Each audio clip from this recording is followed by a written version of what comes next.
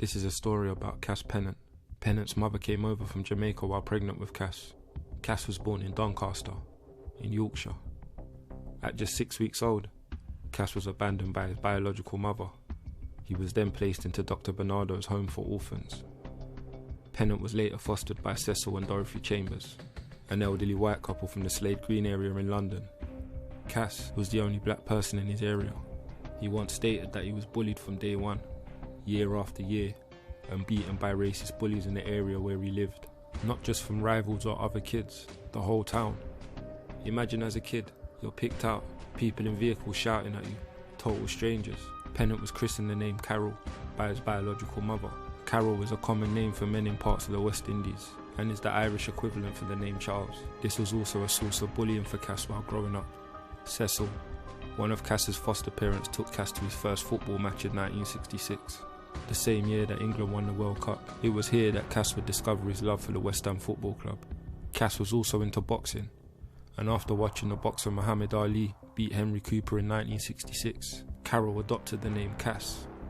Cass, 6'4", was one of the main members of the ICF, the intercity firm in the 70s. The firm were based in East London and associated with the West Ham Football Club. Cass gradually moved up the ranks and became one of the leaders in the ICF football firm, one of Britain's most violent football gangs. In 1980, Cass was sentenced to 4 years in prison. He was the first person to get a long prison sentence for football hooliganism.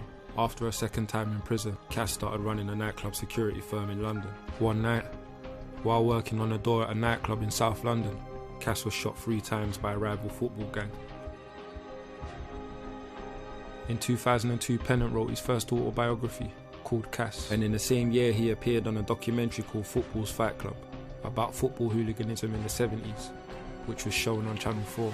He was also a consultant on the movie Green Street, which starred Elijah Wood, Charlie Hunnam and Leo Gregory. The movie was based around the ICF football firm. Cass also wrote several other books, such as Terrorist Legends, Top Boys and Cass. And in 2008, his autobiography was turned into the 2008 film, Cass. In an interview, Cass Pennant, now 62 years old, once said that he has found his calling in life, trying to inspire others from similar harsh backgrounds to make something of themselves. He also said, "I never preach or tell people not to do certain things. It doesn't work. I just tell them my story and how I tried to make sense of my life through writing books in prison, and how that then led to where I am now.